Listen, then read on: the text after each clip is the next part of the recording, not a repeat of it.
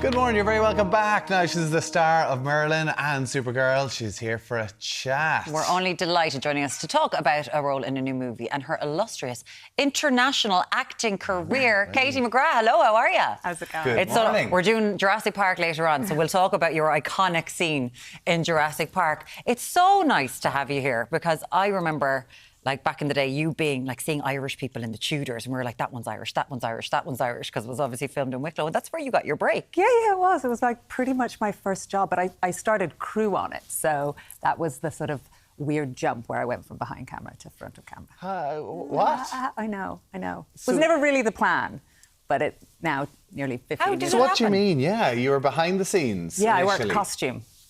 Right. And like, I was kind of looking at the actors and, you know, they were like sitting under umbrellas and people were bringing them tea. And I was like, this is much easier than getting up at 4 a.m. and lacing girls into corsets. And then a couple of the producers were like, oh, you should give it a try.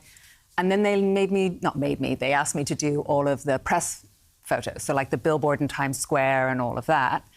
And I wrote a really bad letter to all the agents in Ireland telling them why I should be an actor. And my brother found it, like, a year or two ago and framed it and gave it to me. It's mortifying. I cannot believe I sent it out. But then I ended up getting an agent, and sort of the next year I got on the Tudors, and because I knew everyone, one of the drivers gave me a confidential cast list. And so I wrote to all the agents on that and got picked up. Like you ended up working as you were one of Henry... Not what you know, it's who you know. It's 100%, and right place, right face, right time. It's all luck, and I was just very, very lucky. And then when you were, like, because you worked with him quite a few times, you were one of Henry VIII's mistresses, one of his numerous with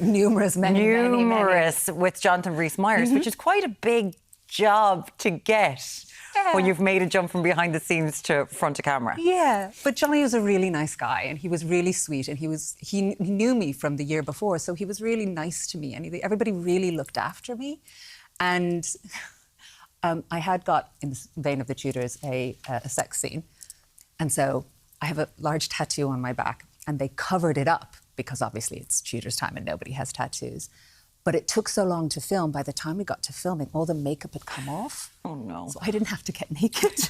So one of the few people on Tudors who didn't have to get naked. Winner. I know. So you're good. Mom can watch it. I know. Mom can watch it.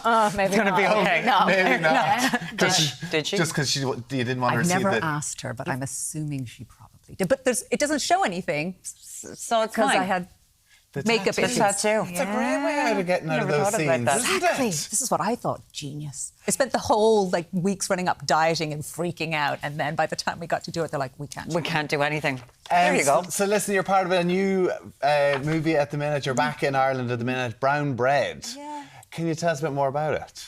Brown Bread is directed by Sean O'Connor, who who's her first sort of into narrative. She's been a journalist, and so she's obviously amazing at eliciting emotional responses and things like that. And she's written a short, sort of giving you a modern take on immigration. Because I think the idea of Irish immigration is very different now. You know, back in the day, you would say goodbye to your family and you wouldn't necessarily see them again. But now so many people are coming home. You know, like, I mean, I lived away for 15, 16 years and I came back a year ago. Yeah. And most of my friends have come home. And it's that dynamic of being successful away and families being proud of that, but still wanting you to come back. And then when you come back, it doesn't matter how big and impressive you are, you're still a daughter or a sister or whatever, and you still slip back into those family dynamics. You know, like Christmas. It's always a nightmare. A nightmare. Yeah. Or, you know, you go back to kind of being a teenager when you're at home with your parents and you kind of can't help it. But in this, you're working with Fionnuala Flanagan, who's been working at home a good bit recently. She was in Four Mothers as well. What was that like? She's amazing. She's kind of terrifying at first because you can't tell whether she hates you. Because she's got this really dry sense of humour and, like you were saying, like these amazing eyes, and she's just deadpan. So it takes a while for you to realise, oh, no, she's actually really nice. Yeah. And she's just taking the piss out of me. Love it. You know, right? And she's fantastic. It seems like she's just going and going and going. And we've heard from, you know, we've had people in here who were on with her. Panty Bliss was in just saying the stories that woman has. If you can get her to sit down and tell you a story. Because I feel really left out because apparently she's got loads and is really good with the gossip, and I didn't get any of that. So maybe she really did not like me. It's been the inner sanctum. Do you know what I for this, mean? you see. Maybe I just didn't make it. Oh man, no, you did. Well, we have a little clip of Brown Bread. Let's take a look at it. You know I left my job in New York, right? We're not getting any younger. God, why did you bring me up this way if you didn't want me to leave and do better for myself? Let's cut our high flyer some slack. Plenty do fine at home. I mean, most mothers would kill to have an ambitious daughter. Family is all we have in the end. Listen, you can resonate with this, as you just said. Like, you've been away for 15 years, you're back home at the minute. Are you back in your old bedroom? Is Nearly. The poster still on the wall? Nearly. It's pretty weird, yeah. Though our house is, you know, obviously sort of changed since I grew up, so it doesn't feel exactly the same, but it is, you know, it's an odd feeling. I can imagine it is, because we just heard Dermot Crowley there, the legendary Dermot Crowley, say, leave our high flyer alone. Because you were in a big American production, Supergirl, for years. Lena Luthor. I know. Like the bad guy. Yeah, come on, would you stop? That's got to be an experience and a half. Yeah, for sure. So a big production like this, where everything is like that, you got to sit down, people bring you cups of tea. Oh, yeah. Oh, yeah. I had to do nothing. Nothing. Get ready for scenes and off you go. Yeah. What's it like? Because the fandom is very intense for something like this. Yes. For that and for Merlin, I've done quite a lot of sort of genre shows, which have a very big sort of fan following. And I've been lucky, I've had nothing but positive experiences. But, you know, then you come home. It was always like my brothers had this idea that, like, we've got to keep her on the ground, you know, we've got to keep her feet grounded. And I was like, yeah, but that doesn't mean I have to do like all the housework and wash the floors. Can we not all share this a bit now? No, but they're all very, very proud of me. But it is a strange experience to go from something so different to being back here, but it's lovely. Yeah. Like it really is. I feel very lucky that I've been able to do it and be able to come home and be here and to do a job like Brown Bread with Shauna and Julie, who is our producer.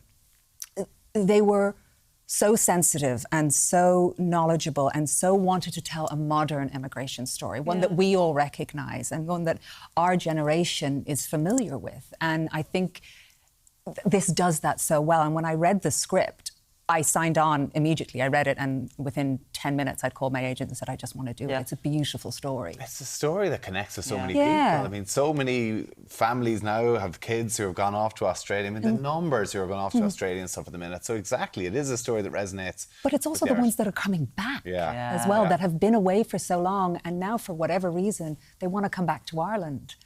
And for whatever reason, we've come back. We all come back. Last in a year. Like, I mean, if you ever talk to an Irish person who lives away, they always refer to Ireland as home. Yeah, always. It never changes. No matter how long you're away, they're like, oh, I'm going home for Christmas. And I think that's a very specifically Irish thing. Yeah.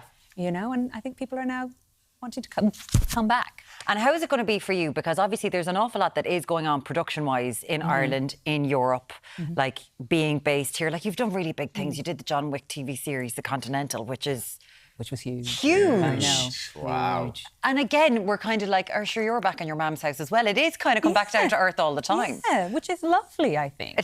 It's lovely. Yeah, but I do. I feel very lucky that I'm able to be here, and I've got my friends here, and I can still slot back in here and have the life that I always had before. Can we have to ask you about, we had Brian Lloyd dressed up as a bloody dinosaur earlier on for the new remake of Jurassic Park. You were part of the last one. I watched a clip last night of how they killed you in that bloody...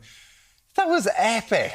You know, when I got the job, it wasn't in the script. She was like, the character had 2 lines.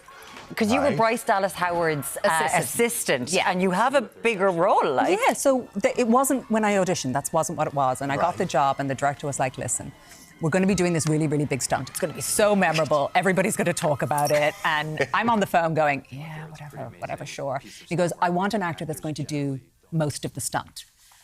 And you're like young, and it's Jurassic Park. Yeah. Like, you're like, sure, I'll do whatever. Yeah. And I had no idea what I was agreeing to. Like, none. And then it sort of steamrolled. It sure did. Yeah, and it got bigger and bigger as the shoot went on. So, Yeah, it was a... Did you have whiplash from So pulling the if you crane and stuff? We just saw did you clips show the bit where I run into like a whole group of people with the kids? Yeah. So you ran in, and that was like 250 extras. And I run in, and I've got a harness underneath my costume, and the camera spins around the kids. And one of the extras, which you don't realise, is a stuntman, and he has to, in the right amount of time, get in and hook me in properly before the camera catches him. Oh. And then they pulled me up, what was it, 40 What do you feet. mean hook you in? So I'm wearing a harness underneath, and he's got wires, and he runs in and hooks the wires to the harness and then gets out of the way. The camera finds me again and just jerks me back like 100 feet and up 40 feet in the air. It's so cool. But then you're kind of just hanging there when they've stopped, and you're just like, all these extras are just looking up at you, like just hanging back and forth. It's like a ballet, like the stuff that you have to do. It's so amazing. Listen, the world premiere of Brown Bread, the short film, it's going to be at Galway Film Flat on Wednesday, July 9th. Welcome home. Congratulations on the film. It's absolutely beautiful. Thank you Katie so McGrath, much. thanks for coming in. Thank you very much, Great to guys. have you with us. He's going to be thinking about being hooked in and flung 40 feet for the rest of the day. That's insane.